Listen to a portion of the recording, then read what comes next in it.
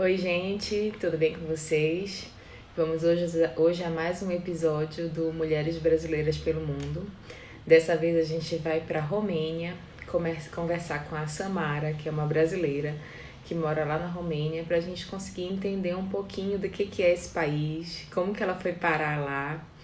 E eu já aproveito aqui no início do vídeo para pedir para você que está assistindo pelo YouTube para se inscrever no canal. Se você gostar do conteúdo, compartilhar com os amigos, para a gente conseguir trazer mais brasileiras que moram em países por aí afora para conversarem com a gente e para darem a opinião delas, a experiência delas de como é viver num país que seja diferente do Brasil, sendo brasileira. A Samara acabou de entrar aqui, eu vou chamar ela para a gente começar o nosso bate-papo. Oi, Samara, Oi, tudo bom bem? dia para. Bom, tudo bem, e você? Tudo certinho. Aqui é bom dia e é boa tarde, né? É 4 horas da tarde já. São 6 horas de diferença, então. Nesse período agora que tá chegando o verão, primavera, verão são 6 horas, aí quando é outono e inverno são 5 horas de diferença. Ah, tá, diminui uma hora, né? Isso, isso. Primeiramente, queria te agradecer por ter topado conversar um pouquinho aqui. Você já deve ter visto lá no meu perfil que já conversei com várias brasileiras que estão aí espalhadas mundo Sim, afora. E aí chegou sim, a sua muito vez. legal. Eu agradeço o convite, como eu sempre falo, eu gosto muito de falar sobre a Romênia e eu gosto de participar de lives, eu acho bem interativo, então eu agradeço imenso pelo convite, viu? Ah, que legal. Então começa falando pra gente um pouquinho de quem é você e de como que você foi parar aí. Eu sou formada em Direito, eu tenho 33 anos. No caso, apesar de eu ter sido ser formada em Direito, eu trabalho aqui na Romênia na área financeira. Sou casada com um romeno, tenho uma gatinha e vivo a minha vida aqui bem, graças a Deus. E você se formou em Direito aqui no Brasil. Sim, eu me formei em Direito em Fortaleza, na Universidade de Fortaleza, mas antes mesmo de eu terminar, eu já procurava opções para poder fazer um mestrado em outro país, né? Eu procurava muito Portugal, Inglaterra, que eram assim, eram destinos dos sonhos para Uhum. continuar os estudos, né, com o mestrado. Mas aí terminou que, por circunstâncias da vida, eu vim parar aqui e fiz o mestrado aqui em Direito Internacional Público. Tá, mas essa parte de validação do diploma, tipo, se você quiser trabalhar como advogada aí na Romênia, você conseguiu validar o seu diploma de uma universidade brasileira aí ou não? Como é que funciona?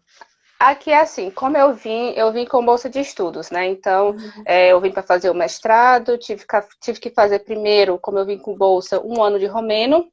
E Tá, como eu vim só para fazer o mestrado em Direito Internacional Público, eu poderia trabalhar nessa área, porque quando eu entendi. apliquei, eu tive que traduzir o meu diploma da faculdade aí do Brasil. Então, teve todos esses trâmites em que eles viram meu histórico escolar da faculdade e como eu terminei um mestrado aqui, eu poderia atuar nessa área. Mas Tá, aí acabou que eu trabalho no financeiro, então eu não cheguei a trabalhar na minha área aqui na Romênia, não. entendi. E por que Romênia? Como que surgiu? Pois é. A Romênia, tipo assim, nunca foi um destino que passou pela minha cabeça. Eu realmente não sabia muita coisa sobre a Romênia. Quando falava Romênia, eu pensava só no Castelo do Drácula. Eu sabia muito, muito pouco. Sendo que eu tinha uma rede social que se chama MySpace, que eu nem sei se existe mais. Ah, E o Vlad, ele me adicionou, meu marido. Ele me adicionou para a gente conversar e tudo. E a gente começou a conversar só para treinar o inglês. Tipo, foi na amizade total. Sendo que a gente uhum. conversava todo dia, a gente se dava muito bem.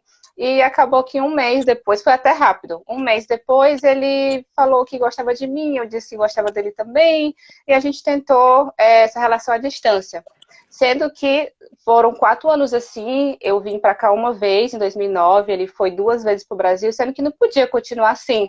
Aham. Então eu pensei, bem, se eu já tinha esse sonho de estudar fora e eu tenho, o meu namorado mora em outro país, eu vou tentar aplicar para essa bolsa, para alguma bolsa de estudo que seja oferecida lá. Então eu procurei bastante na época, que foi 2011, era muito difícil de achar qualquer tipo de informação de Eu bolsa, era imagino. muito de... não tinha quase nada, eu procurei muito mesmo. Até que eu achei essa bolsa oferecida pelo Ministério de Negócios Exteriores daqui e o Ministério da Educação. Aí foi Aham. quando eu vim para cá. Aí eu vim, fiquei, fiz o curso, fiz o mestrado, comecei a trabalhar numa empresa para um site de turismo. E acabou que me deu assim uma louca, eu quis voltar para o Brasil. Aí voltei em 2014, sendo que eu passei um ano e meio lá, depois eu falei, não quero mais ficar aqui. Aí voltei para cá em 2016. Aí desde 2016 eu tô aqui, de vez. Então, você foi em 2011, fez o seu mestrado, aí depois em 2014 você voltou para o Brasil, e aí em Foi. 2016 que você retornou. Foi. Eu tive que ter essa experiência de voltar, ter aquele choque, ver que não era o que eu queria, ficar lá, continuar no Brasil.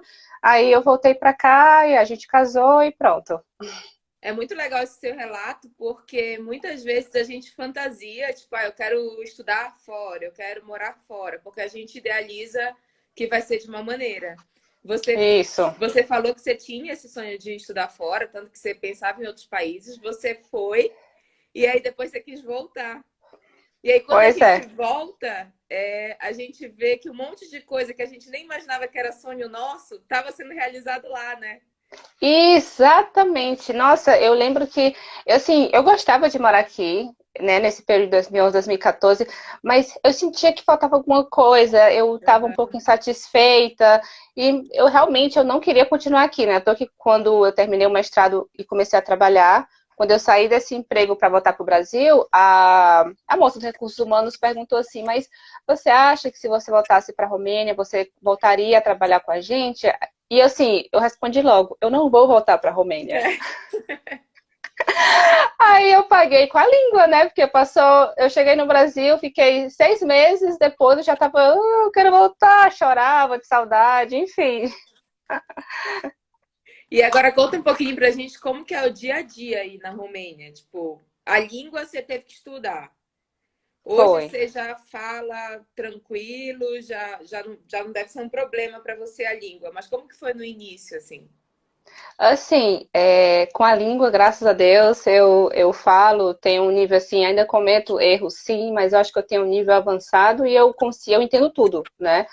Então, no início, assim, foi muito difícil porque, primeiro, eu era muito apegada à minha mãe, principalmente, né? Porque, Uhum. assim, relacionada à saudade, até que isso não foi mais tranquilo para mim, porque a minha família ela é toda espalhada pelo Brasil. Então, meu irmão mora em Manaus, meu pai mora em Palmas, eu tenho uns tios e primos em Natal. Então, assim, a minha família é muito, assim, espalhada. Sendo Uhum. que, por conta disso, eu morava só com a minha mãe, então era muito apegada a ela, e isso doeu bastante para mim. Isso foi a primeira coisa, assim, a saudade da minha mãe, mas ela me deu todo o apoio. E depois foi com o idioma no início, porque quando eu comecei o curso era muito intenso. O curso eram 6 horas por dia, de Uhum. segunda a sexta-feira. Eu acho que tinha um dia que a gente não tinha aula. Então era tudo muito intenso. E eu cheguei assim no outono, já começando o inverno, então assim foi um período em que eu estava feliz, né? Porque eu estava com o Vlad e tudo, mas eu estava sentindo assim meio que uma depressãozinha, né, Uhum. por causa disso. E com a língua também eu achava que eu não ia aprender, tinha umas partes muito difíceis que eu pensava que eu não ia aprender. E o que pesou muito aqui para mim foi o comportamento das pessoas, porque as pessoas elas são muito fechadas aqui e principalmente na capital eu acho elas muito assim grosseiras, elas são muito diretas. Sim. Então, tipo, para dar uma resposta, ela dá na sua cara, quer você goste ou não. Então, eu achava isso muito estranho.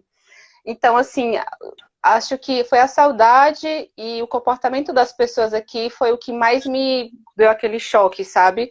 Uhum. Porque, tipo, com o clima, eu fiquei super feliz em ter visto neve, não fiquei gripada, que era o medo da minha mãe, de eu pegar uma pneumonia, alguma coisa assim. Me dei super bem com o clima, com a comida é bem diferente aqui, mas eu consegui me adaptar. E foi até bom, porque eu aprendi a cozinhar, porque antes de vir para cá eu não sabia cozinhar nada. Então, assim, foi um começo difícil, mas que foi, assim, muito bom pro meu desenvolvimento pessoal, sabe? Mas quem não sabe falar romeno, se chegar aí falando inglês, consegue se comunicar ou a população no geral não fala? Consegue, sim, consegue.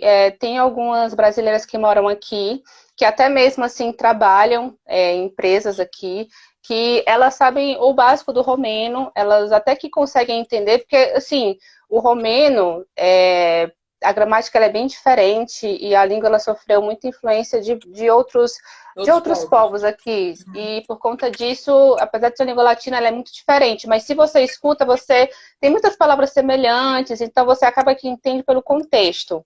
Então Tá. tem muitas brasileiras que entendem, falam um pouquinho, mas assim, a comunicação maior é em inglês. Acontece. Uhum. Isso. E os jovens aqui, eles falam inglês. Eu acho que o problema de comunicação seria com pessoas um pouco mais velhas. Mas Tá. os jovens aqui, eles falam inglês, então a comunicação, se você souber inglês, não é tão difícil. Você consegue viver tranquilamente falando inglês. Mas é bom Uhum. você saber pelo menos o básico do romeno, né? E uma coisa que eu acho legal aqui, por exemplo, se você vai para um hospital ou tem uma consulta com um médico, você pode até mesmo procurar, como eu já, por exemplo, marquei um médico para a semana que vem. Então tem a opção de você escolhe a especialidade que você quer e você pode escolher qual é a língua que você quer ser atendida. Ah, legal. Então você pode escolher se você quer em romeno, se você quer em inglês, se você quer em francês, porque aí eles vão te programar para um médico que saiba a língua que você, né, quer falar durante a consulta. Então o inglês aqui dá para você viver ok, sim, só com inglês. Tá. Você falou agora de saúde, né? Como que funciona Uhum. aí? A saúde é pública? Vocês têm um plano de saúde? Tem algum tipo de seguro? Como que funciona? Assim, aqui tem o sistema público e o privado. Se você trabalha em alguma empresa, como é no meu caso, automaticamente a gente já, eu acho que quase 100% das empresas têm incluindo o seguro, né, Tá, de saúde. Então, eu sou assegurada em uma rede privada de saúde. Então, tipo, qualquer coisa que eu precise, é só eu ligar, eles veem o meu cadastro lá. Então, algumas consultas eu preciso pagar, outras tá. consultas aí está incluído no plano de saúde. Aqui tem o sistema público que lembra, sim, o SUS, que no caso, você, por exemplo, se você precisa fazer, sei lá, que eles chamam aqui de ecografia, eu esqueci como é que fala em português. Ultrassonografia? Isso, exatamente. Quando você precisa fazer o ultrassom, aqui você vai no médico de família, que o médico de família é como se fosse um clínico geral. Você Tá, vai, diz o que você precisa, você primeiro precisa ir nele. Aí ele repassar o que você precisa fazer, se é um exame, alguma coisa, ele vai lhe dar um papelzinho do CAS, que é a Casa de Assegurare de Sanatata, né? Que é a casa de saúde daqui. uhum, E nesse caso, você pode, com esse papelzinho que o seu médico de família lhe deu, você pode ligar em qualquer clínica privada ou um hospital para marcar pelo sistema público o seu exame.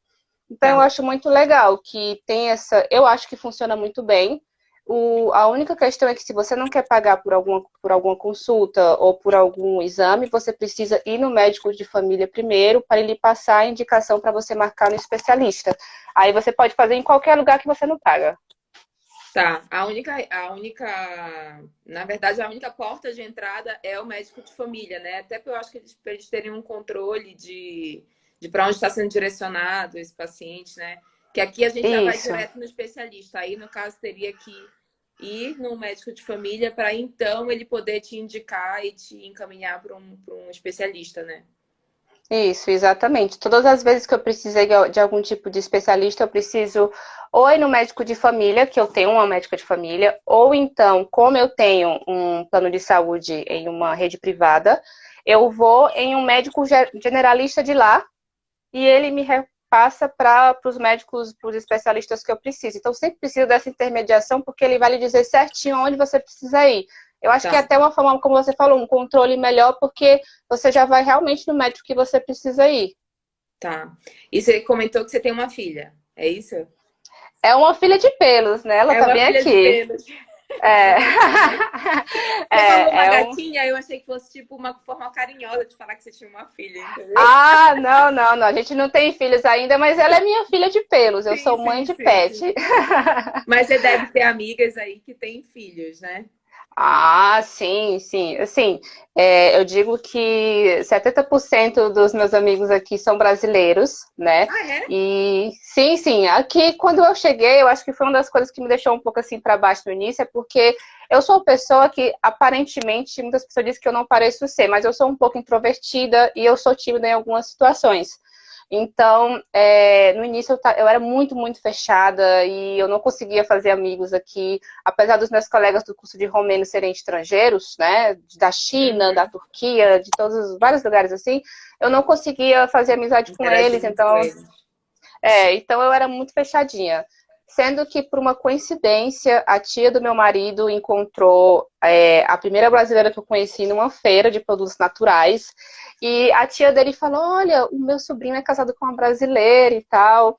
Aí houve essa troca de contatos e eu contactei a Maria Luísa, que é essa brasileira que está aqui há muito tempo já, e ela foi me apresentando a outros brasileiros, né? Isso no início, em 2011, 2012, 2013, era bem menos gente. Sendo que Aham. agora tem um número muito maior de brasileiros aqui, tem chegado cada vez mais brasileiros, então eu fiz muita amizade com brasileiros, mas eu tenho alguns amigos romenos, mas assim, eu tenho mais amigos brasileiros.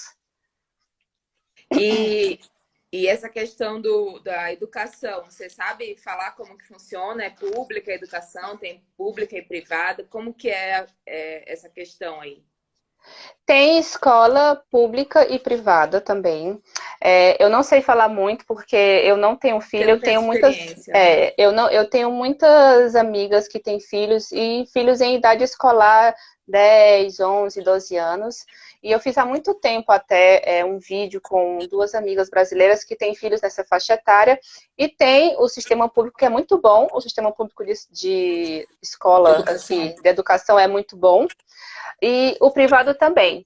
O privado, por exemplo, tem uma amiga que a filha dela, não sei se ela vai fazer 12 ou 13 anos, ela paga o sistema público porque ela tem aquelas aulas extras, né, depois do horário escolar, Uhum. né, ela faz outras atividades, ela tem, se eu não me engano, ela tem aulas em inglês, algo do tipo.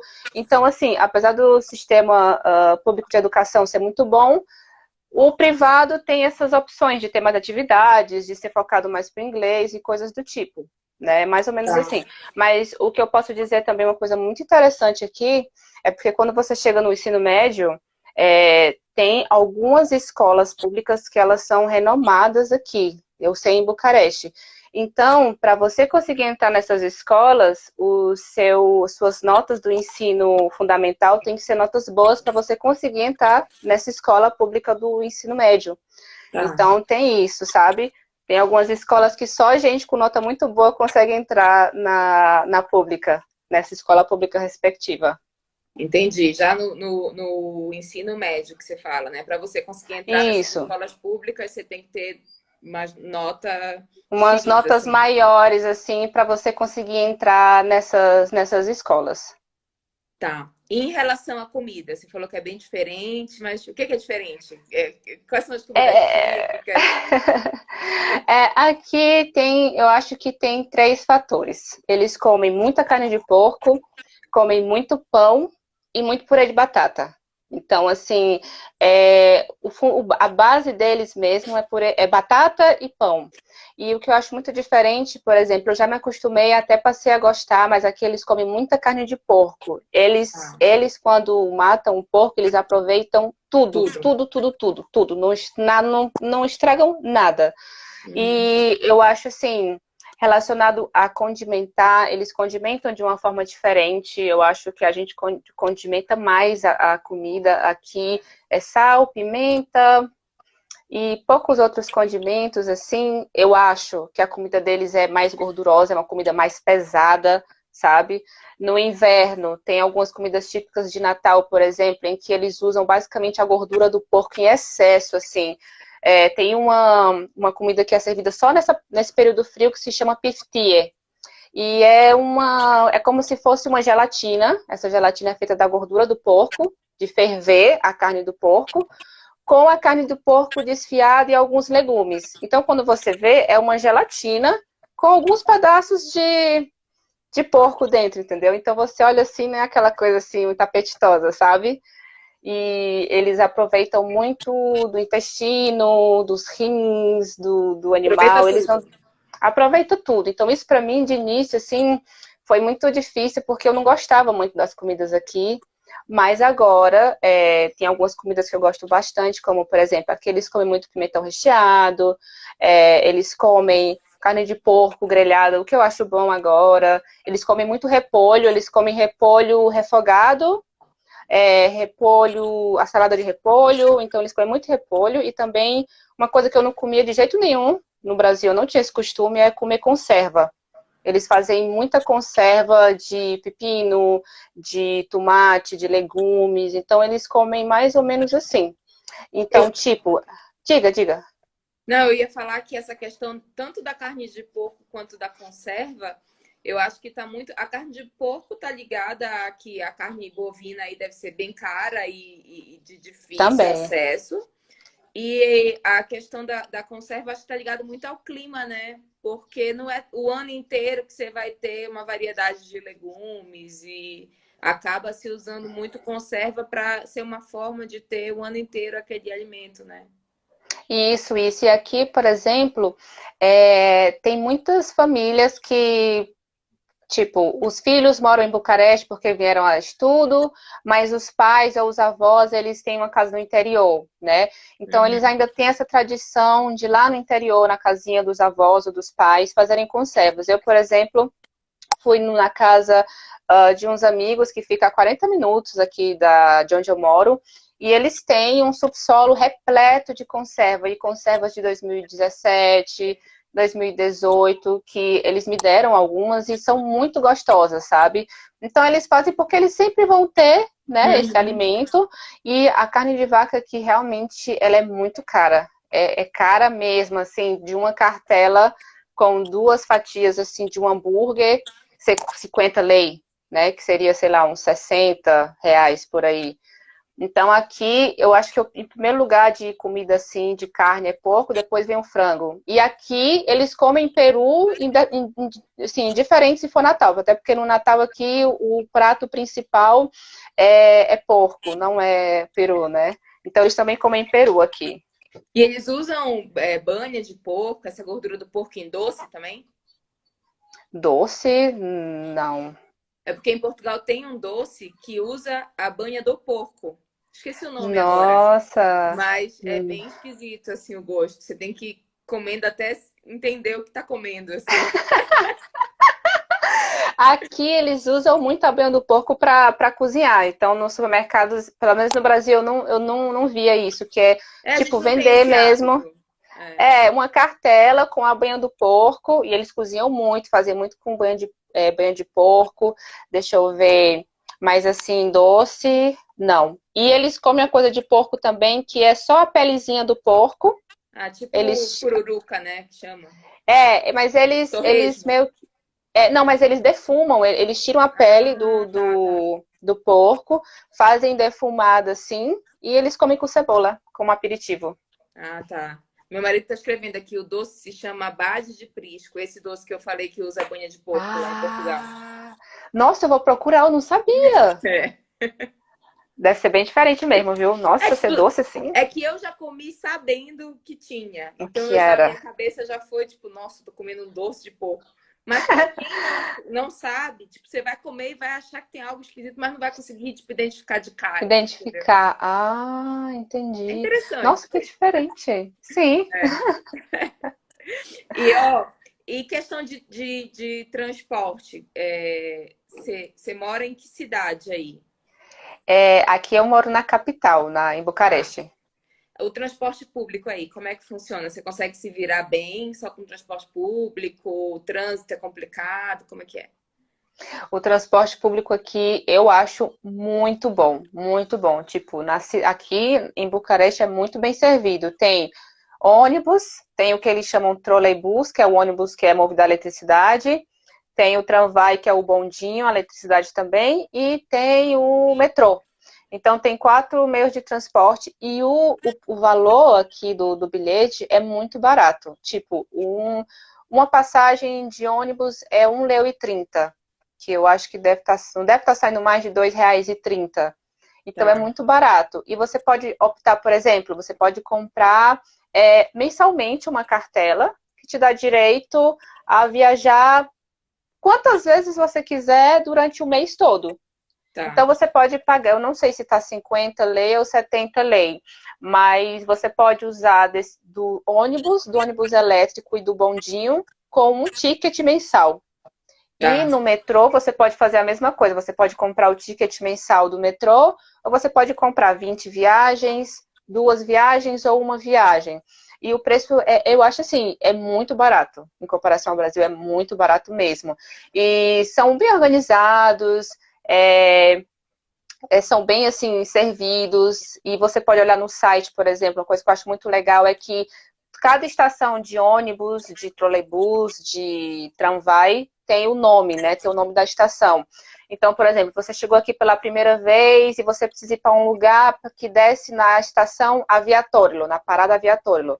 Aí você pode ir lá no site, ver todas as estações de metrô, a estação da parada, né? E Uhum. você pode ver todo o itinerário do ônibus. É muito fácil você acessar, você entrar. Sim, e aqui você pode muito tranquilamente viver sem ter carro. Aqui o meio de transporte é muito bom mesmo. Mas quem tem carro e enfrenta muito trânsito, como que é o trânsito? É, O imaginei trânsito que aqui, fosse. o trânsito aqui é péssimo. Péssimo, péssimo, péssimo. As pessoas aqui, primeiro que é muito aglomerado de carro, muito mesmo. E as pessoas aqui, eu acho que o que mais influencia a ser um estresse quando você dirige aqui, porque a gente tem um carro que a gente comprou vai fazer 3 anos, sendo que a gente não usa aqui na cidade, a gente usa mais quando a gente quer Para sair da viajar. cidade. E exatamente, quando a gente precisa fazer alguma coisa, tem que carregar coisas pesadas, a gente não usa para se locomover normalmente aqui. Porque os motoristas, na minha opinião, e o meu marido que começou a dirigir há pouco tempo está sentindo agora, é que eles não respeitam, eles são muito impacientes, eles buzinam para qualquer coisa, e eles não respeitam, tipo, eles não dão sinal, eles simplesmente querem se meter na sua frente, não dá nenhum tipo de sinal, quer fazer qualquer tipo de manobra e não sinaliza. E você, qualquer coisinha, tipo, você tá esperando o sinal ficar verde, o sinal ficou verde, quando você já tá saindo, já tem o povo pi. Ai, é assim, como eu já falei numa live, quando a gente comprou esse carro, eu saí transpirando, porque eu tava com muito medo de dirigir, muito. Mas aí, com o tempo, a gente vai, né, se habituando e tudo. Eu admito que eu acho que eu já fiquei um pouquinho impaciente como eles, porque não tem como você estar naquele estresse todo e não, né, Aham. ficar do mesmo jeito. Mas o trânsito aqui é caótico. E é uma cidade que te convida a andar de bicicleta ou não? Ah, Tem sim, muita sim. ciclovia? Sim, sim. Tem muitas ciclovias, normalmente tem, até aqui mesmo perto de casa, que não é uma região tão central, tem uma parte da calçada que é para você ir com a bicicleta, né? Tem um sentido lá. E se você, por exemplo, tem a parte da bicicleta, especial para as bicicletas, e tem a parte das pessoas que estão andando, né? Se você, por um acaso, sem querer, não está atento e está andando na parte que é para as bicicletas, quem tá com a bicicleta vai lá, dá o sinalzinho, fica assim, incomodado com isso, porque aqui eles respeitam bem. Não são Uhum. em todos os lugares, mas eu acho que, tipo, em avenidas principais, ruas principais, isso é bem legal. As pessoas aqui andam muito de bicicleta e eu já conheci algumas pessoas que iam de bicicleta para o trabalho, né? Então vão todas equipadas e tudo. Então eu acho isso bem legal. Mas falando nisso da bicicleta, você me lembrou de uma questão da infraestrutura aqui, que eu até já mostrei em alguns stories, que aqui, como tem muitos carros e a cidade ela não tem a infraestrutura para acomodar tantos carros. Tem locais assim, como aqui perto de casa, tem algumas ruas em que os carros eles ficam estacionados na calçada e não tem para onde você ir, os pedestres, a não ser pelo meio da rua. E o mais interessante é que essas vagas, vamos dizer assim, né, os carros eles ficam na calçada e são vagas delimitadas pela prefeitura, porque aqui a Ah, gente tipo, a meio pessoa que não está infringindo nenhuma regra. Tipo, é para parar para não, zoar mesmo. exatamente, porque aqui essas vagas você precisa Você vai no aplicativo, no site da prefeitura, do setor, porque aqui cada setor tem a Prefeitura Geral de Bucareste, mas tem a prefeitura de As cada setor. subprefeituras dos bairros, digamos assim. Exatamente. Então você entra no aplicativo, vê quais são as vagas que tem livres perto da sua casa e você paga uma taxa anual, né? Tá. Então você está estacionando na calçada, uma vaga delimitada pela prefeitura na calçada. Então aqui perto de casa tem várias ruas em que você está andando, aí você tem que ficar olhando para trás para saber se vem carro, porque você fica no meio da rua, né? Meu Deus. Que Pois é, loucura. tem muitas ruas assim aqui. E agora vamos falar um pouquinho de segurança. Como que você avalia a segurança de uma maneira geral aí na Romênia? Você se sente segura? Andar de noite sozinha? Como que é? Eu me sinto muito segura aqui, muito, muito, assim, eu lembro que no início, como eu já vinha com aquele pensamento do Brasil, eu tinha medo de andar na rua, eu não andava assim mostrando meu celular, mas eu vejo aqui que as pessoas andam com o celular na mão, falando, tipo, é muito, muito, muito mais tranquilo do que no Brasil. Eu acho que a única coisa, assim, que você tem que ficar um pouquinho mais atento é relacionado a furto de carteira, furto que fazem assim de bolso dentro dos ônibus, né? Uhum. E até mesmo dentro dos transportes públicos já vem um avisozinho, cuidado com como pickpockets, né? Aquele pessoal Uhum. os Batedor de furtadores de carteira, né? carteira. Isso, batedor de carteira. Então, eu acho que isso é o que mais assim acontece comumente, porque no mais você pode voltar tarde, você pode estar com o seu celular na mão, que não tem problema. Claro que tem alguns bairros aqui, como tem um que se chama Ferentari e outro que se chama Prahova, que são o Prahova ou Orahova, não tenho certeza agora, mas são bairros aqui em Bucareste que não é recomendado você ir porque são bairros mais perigosos, né? Tá. Mas assim, no geral, até mesmo na Romênia no geral, é um país assim bem seguro, bem mais seguro mesmo. Eu fico bem tranquila. Tá. Você comentou que qual que é a moeda aí? Não, vocês não estão na zona do euro, né? Não, não. A gente entrou a Romênia entrou na União Europeia em 2007 ou foi 2008, mas até agora ainda é o leu. Leu. E É, você sabe quanto é que tá a cotação, mais ou menos? É tipo 1 para 1 pro real? deve estar 1,40. Um leu deve estar R$ 1,40 por aí. Tá. Agora vamos falar um Então, pouquinho de turismo. A pessoa, quando imagina, quero adoro. visitar a Romênia, o que que você acha que não pode faltar? E antes que você responda, essa questão da moeda. Você acha que é mais fácil levar euro e trocar em casa de câmbio? É fácil fazer isso? Ou já levar um pouquinho da moeda local mesmo? Não, aqui você pode vir com euro e você troca. Aqui tem É fácil. várias, é fácil, sim, tem muitas casas de câmbio, então você pode tranquilamente trocar. Tá. E agora, o que que não pode faltar? Quando a pessoa imagina que ela quer conhecer a Romênia, o que que ela tem que visitar? Ai, Vamos bem, começar pela capital, vai. pronto. Bucareste é uma cidade que em 2 dias, em um fim de semana, você consegue visitar, porque os pontos turísticos eles estão meio assim que numa linha reta, vamos dizer, né? Você começa num ponto que é Piazza Unire, né? Que é a Praça da União, e lá tem o Palácio do Parlamento, né? Que é aquele conhecido, né? Acho que é a segunda maior construção do mundo e a primeira da Europa.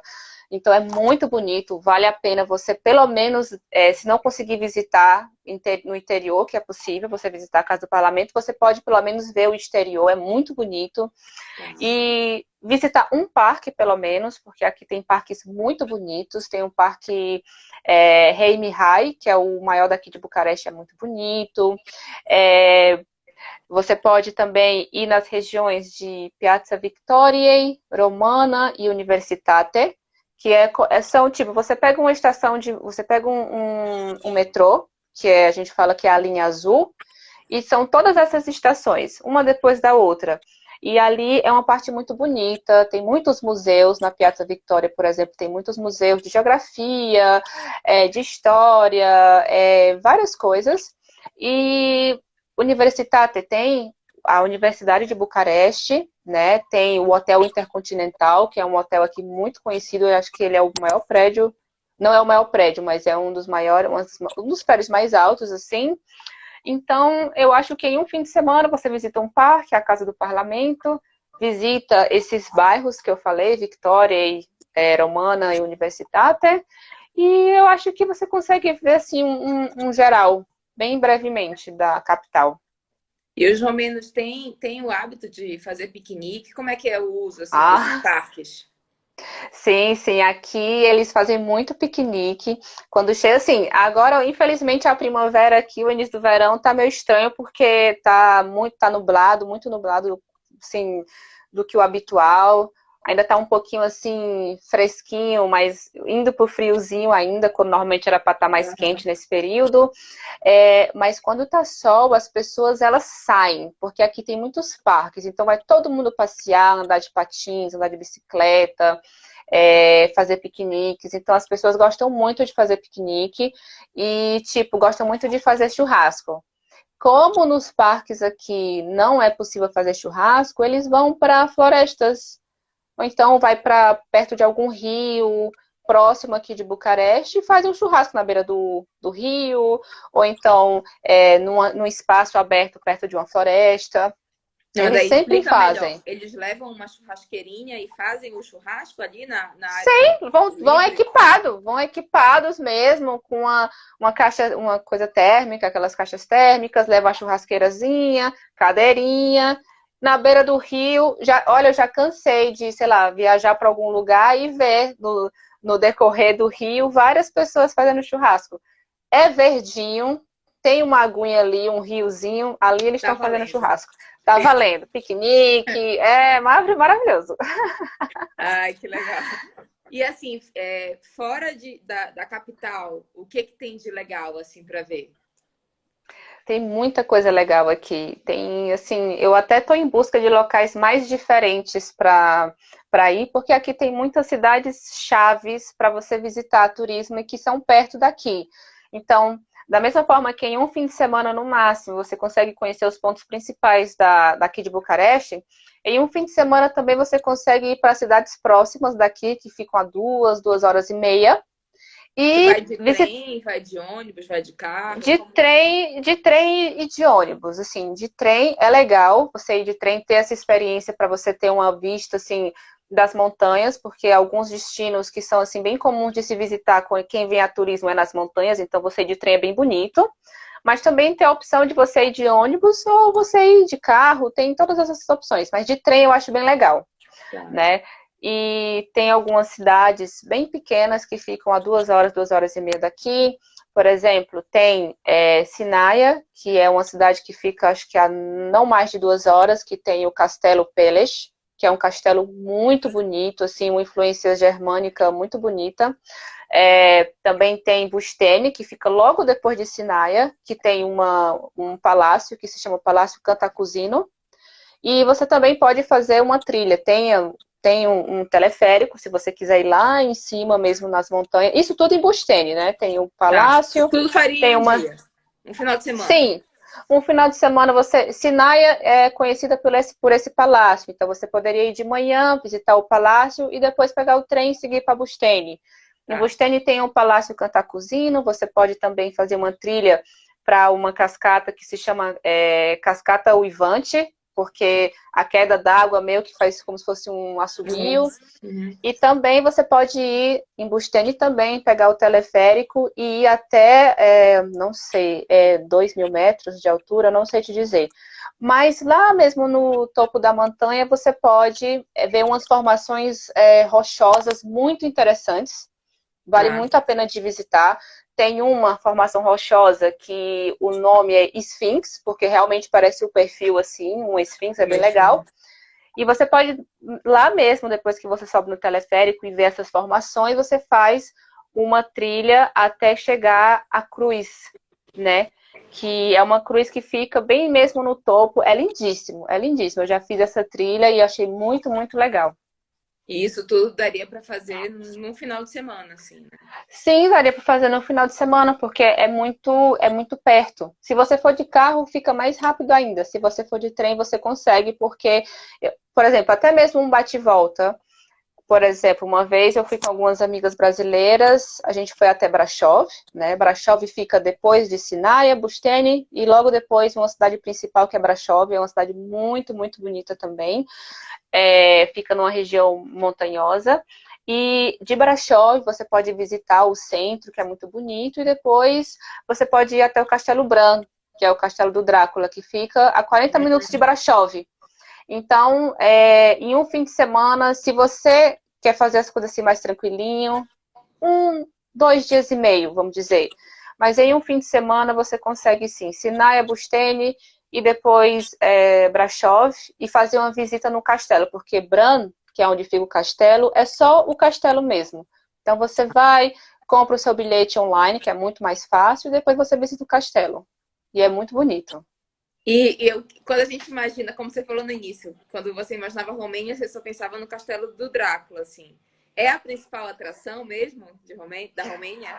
Ou é uma coisa que a gente tem como percepção? Vocês aí não? É uma coisa que a gente tem como percepção, porque, por exemplo, eu acho o Castelo Branco, eu não sei se é porque foi o primeiro castelo que eu visitei, que eu fiquei assim impactada, porque ele fica no alto de uma colina, fica aquela coisa assim bem cinematográfica.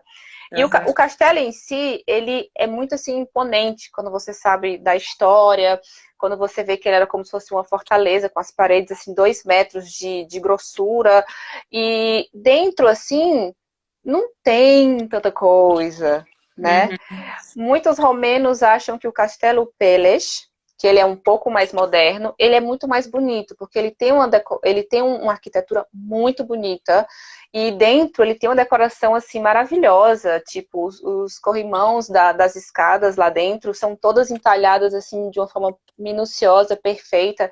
Então muita gente diz, qual é o seu castelo? Qual é o castelo que você acha mais legal? Eu sempre falo Bran, né? E eles dizem, mas nossa, você acha que Bran é mais bonito? Dentro não tem nada e tal. Porque dentro de Bran só tem assim alguns móveis, que é legal, mas dentro do Castelo Peles é assim mais rico, né? É mais assim, é mais cheio de riqueza. Então as pessoas ficam dizendo que é mais bonito o Peles. Eu prefiro o Bran ainda. E tem muitas outras atrações que são muito legais, por exemplo, tem a Estrada Transalpina e tem a Estrada Transfagaraxã, que são estradas assim serpentinas com um visual magnífico das montanhas. Então, é difícil você dizer qual é a atração principal aqui. É Mas essas difícil. estradas você faz só de carro ou dá para fazer também de trem, enfim? Não, essa específica, essas duas Só dá de para carro. fazer de carro. De carro, dá para Tá. fazer de carro. E é E difícil assim, dirigir nelas? eu fui uma vez em 2019, você tem que ir com muita cautela, né? Tá. Porque, tipo, se você é aquelas pessoas que passam mal quando você tá dentro do carro, como sou eu, por exemplo, porque eu passo mal se eu não estiver dirigindo. Eu sou dessas. É, eu só não passo mal dentro de carro se eu estiver dirigindo. Então, eu dirigi porque eu sabia que isso poderia acontecer comigo, porque são curvas muito Bem sinuosas, fechadinhas. Uhum. bem fechadinhas mesmo. Então, para quem passa mal é um problema. E também você tem que ir com muita cautela, porque como são curvas muito fechadas, quando você está subindo, tudo bem. Mas quando você está lá em cima e você vê aquela grandiosidade, né? Então você tem que dirigir com muita cautela. Mas eu fui a Transfagaraxã, foi tranquilo, apesar de eu ter ficado um pouco assim nervosa, foi tranquilo, mas eu ainda não fui na Transalpina. Tá. E eu já ouvi dizer que a Transalpina ela é mais Alta tem que ter ainda. mais cautela ainda, exatamente. Então, é um local que eu ainda tenho que ir. Mas a Mas dá atração pra em ir. si é a estrada ou é chegar lá em cima? Não, a atração em si é a estrada porque tem, assim, tem a floresta, né, que acaba que você perde algum pouco do visual, mas tem alguns locais que você pode parar que é simplesmente incrível. E também, quando você tá chegando mais, assim, lá em cima, você tem uma visão realmente da montanha, assim, lá de longe, toda a cadeia de montanhas. Então, a estrada em si é muito legal. E quando você chega lá em cima, né, tem um lago, né, que eu esqueci o nome do lago agora, Mas é um lago que as pessoas não podem mergulhar, é um lago que é só mesmo Contemplação só. contemplação, exatamente. Então a água é bem paradinha e, tipo, é um espelho. E fica um visual muito bonito, porque bem na pontinha, assim, tem um hotel. Então fica aquele lago com as montanhas ao redor e aquela casa que é o hotel. Então parece assim uma pintura, é lindo. Ah, muito legal. E as estações do ano aí são bem marcadas? Tipo, verão é verão mesmo, todo mundo vai pra rua, bem quente, que nem no Brasil? Ou é mais ameno, assim? Aqui as estações do ano elas são bem definidas, sabe? O meu marido disse que eram bem mais definidas ainda, porque aqui a mudança de uma estação para outra ela tá mais brusca. Então, por exemplo, o verão é agora, a partir de junho, né, até o final de agosto. Então, junho é até mais ameno. Mas quando chega julho e agosto é quente demais. Tipo, é quente porque aqui é muito abafado, pelo Tá. menos em Bucareste, né? Então é muito quente. Eu já cheguei a pegar uma vez aqui 43 graus. Nossa, Então quente mesmo. é aquele quente que não bate um ventinho. Quando bate o vento, é aquele vento quente que não adianta de nada. E as pessoas, elas saem mesmo, as pessoas ficam muito mais felizes nessa época, apesar do calor, sabe? Então, elas aproveitam bastante dessa época do ano para viajar e tudo. O outono é um período, assim, bem gostoso, porque a gente consegue ver aquela mudança da natureza, fica tudo muito coloridinho, né? Aquelas folhas amarelas, laranja e tudo. E o clima fica bem ameno, nem fica quente, nem fica frio. O inverno aqui, esse inverno que passou não foi assim, né? Todo Foi ano rigoroso. muda, né? Não foi tão rigoroso, mas normalmente quando chega assim, final de dezembro, janeiro e meio de fevereiro é muito frio. Fica -8, -15. Eu já peguei, acho que o máximo que eu peguei, acho que foi -15. Foi por aí que eu já peguei. Então é muito rigoroso, é muito frio e às vezes dá assim umas nevascas mesmo assim de neve, que é bem assim tenso. Mas esse ano foi bem tranquilo, não teve isso. Mal nevou, né? Foi bem mais tranquilo assim de passar o inverno. E tem a primavera que é muito bonita aqui. E eles têm várias tradições bonitas de chegada da primavera. Eles enfeitam as cidades com flores e tudo. E é um clima mais instável, né? Chove bastante, como foi essa primavera. Fica assim, mais ou menos quente, frio. Mas, assim, eu acho que a estação do ano mais agradável mesmo, eu acho que é o outono, porque além de não estar frio, nem estar quente, o tempo fica mais estável e não chove tanto. Tá. Então, eu acho que é bem legal. Dá para aproveitar mais, né? Sim, sim. E você acha que a cidade, de uma maneira geral, a cidade que você mora aí, é Bucareste, né? É. É, ela é mais preparada, as casas são mais preparadas para enfrentar o verão ou para enfrentar o inverno? Hum, Porque, assim, olha, a maioria das pessoas que eu converso que moram em países que as estações do ano são muito bem definidas, as casas são muito mais preparadas para o frio. Tipo, todas as casas tem aquecimento, a gente sai na rua, tá frio, mas você entra numa cafeteria ou no próprio ônibus, você vai estar ali protegida, às vezes tem até que tirar o casaco e tal. isso Mas é verdade. nenhuma delas me respondeu. A gente é preparado pro verão. Tem ar-condicionado, ninguém tinha ar-condicionado, por exemplo.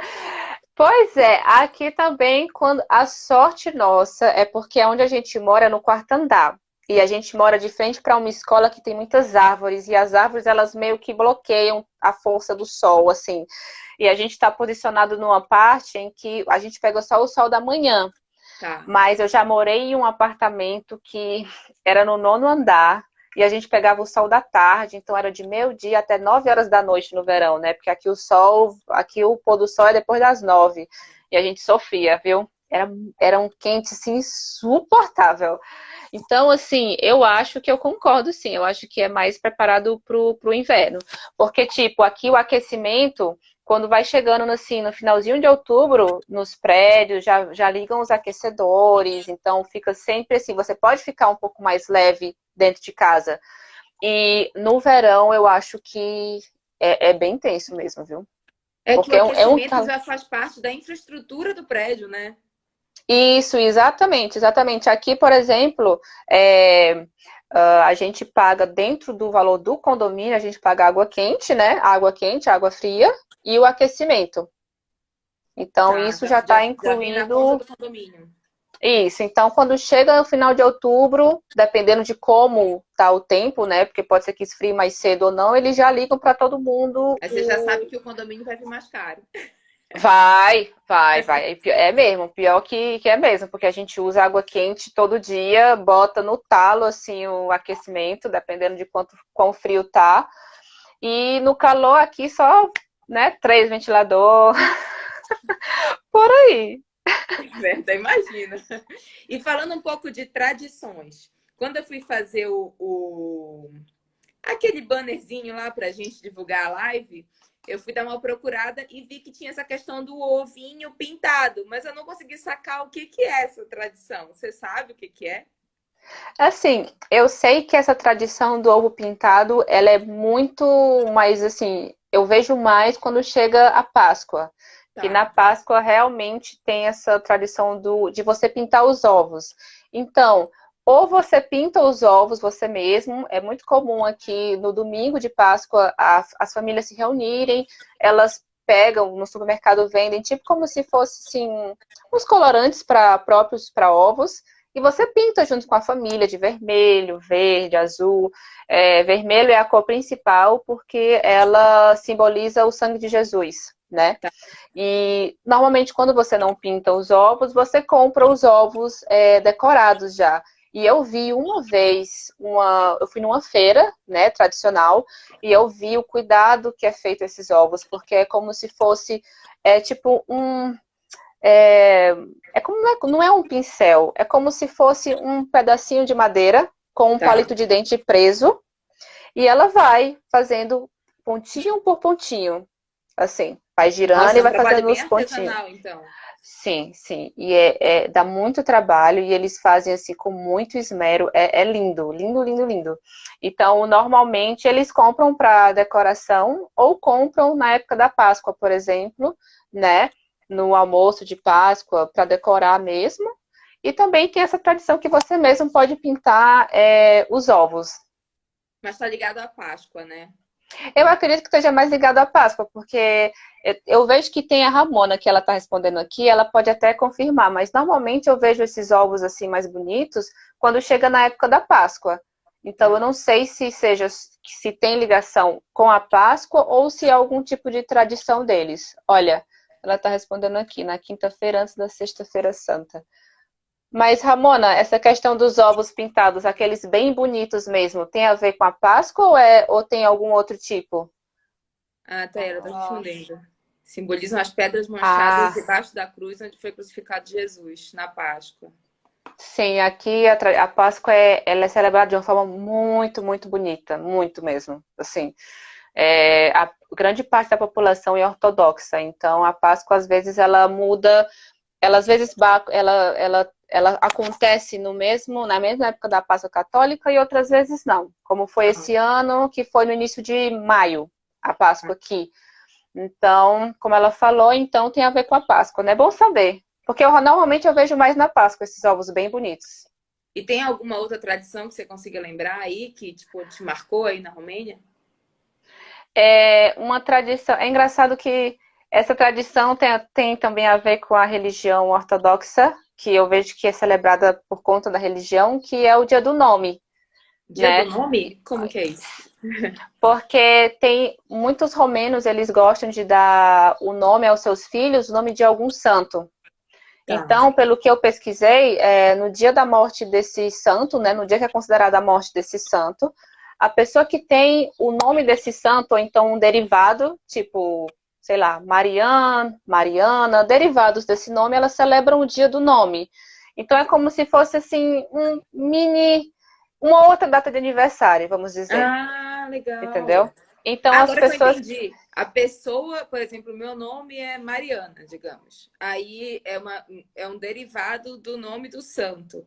Então, no É, dia do santo, eu, Mariana, vou comemorar, é isso? isso, as pessoas dão parabéns para você. como se Ah, fosse. como se fosse o segundo aniversário mesmo. E elas falam parabéns, parabéns pelo dia do nome. E como a Ramona está dizendo aqui, é como se fosse um santo protetor. Então as pessoas elas têm muito esse costume de dar nomes de santo, que aquele santo é que vai protegê-las. E quando chega, por exemplo, o dia da Santa Maria, né, que é 15 de agosto aqui. Então, Mariana, Mariane, Maria, elas recebem parabéns pelo dia Parabéns. do Ai, nome. que legal! São 2 dias de aniversário que a pessoa tem. Pois é, eu nunca esqueço, eu sempre dou esse exemplo, que eu tive uma colega de trabalho que ela tinha 3 nomes. Então ela celebrava 3 dias santos, mais o aniversário Nossa! dela. A mãe dela falou: Ó, você vai estar protegida. Eu vou te dar Protege, 3 nomes de santo é, pro- protetor. protegidíssima. Estão perguntando se esse dia é mais importante que o dia do aniversário. Olha, eu acho que depende como a pessoa considera, porque aqui no as pessoas comemoram bem assim o aniversário. Eu acho muito curioso aqui que, por exemplo, eu trabalho numa empresa e quando chega um dia do meu aniversário, quando eu vou na empresa, eu levo chocolates, levo salgadinhos, porque é como se eu tivesse, sei lá, dividindo a alegria de ser o meu aniversário com os meus colegas. Então, Tá. quem leva os doces sou eu. Entendeu? Não são Uhum. as pessoas que levam para mim, sou eu que levo para as pessoas. Isso é muito legal. Também eles gostam muito de celebrar assim. Então tem essa questão ou do dia do nome, que levam doce para os colegas, ou dia do aniversário. Também teve uma colega de trabalho que era aniversário da filhinha dela e ela levou chocolate para distribuir com os colegas. Então eles têm essa coisa assim, de celebrar, de dar chocolate, de dar flores. Eles são bem assim fofos nesse quesito, eu acho. Ah, legal. E uma coisa que me chamou a atenção, não tem nada a ver agora com o dia do nome, foi que eu lembrei agora, que você estava falando dos pontos turísticos aí da cidade, e aí eu fui observando que parecia que você estava falando italiano. Piazza, Ah, nananã. Eu falei, gente, é parecido a língua? Você acha que é parecido assim com o italiano? Tem alguma influência aí? bem, olha, como eu não, assim, eu não sei italiano, mas algumas palavras realmente lembram e várias pessoas já, assim, que ouviram falar em romeno já disseram que lembra o italiano. Eu acredito que por ser uma língua latina também. Latina, né? Sim, eu acho que é por isso. Mas uma coisa que eu acho interessante é porque eu tive 2 colegas no curso de romeno, eles eram da Albânia. Tá. E eles aprenderam romeno muito rápido. Eles pegaram uma fluência muito rápida. E eles falaram, é porque a gente sabe italiano e pra Hum, gente foi mais fácil aprender. Então, tipo, pra pronúncia, para falar as palavras, eles tiveram facilidade imensa. E eles disseram que é porque eles sabiam italiano, então para eles pegaram assim bem rápido. ah, Mas legal. lembra Porque mesmo. você falando, eu falei, nossa, parece que ela tá falando italiano. Vai na piazza, nananã. Você falou outras palavras que agora eu não vou lembrar. Mas parecia que era italiano mesmo. Mas muita gente já falou para mim mesmo que lembra. Ai, olha, quero te falar o nosso tempo está acabando aqui e eu queria te falar que foi muito legal a nossa conversa. Eu não conhecia praticamente nada da Romênia e Eu também não. Você fala da Romênia de uma maneira muito bacana, muito empolgada. Tipo, dá para perceber que você realmente gosta de morar aí. E Gosto, isso é muito gosto. legal. E é isso. Vamos ver se quando terminar a pandemia eu consigo voltar a viajar.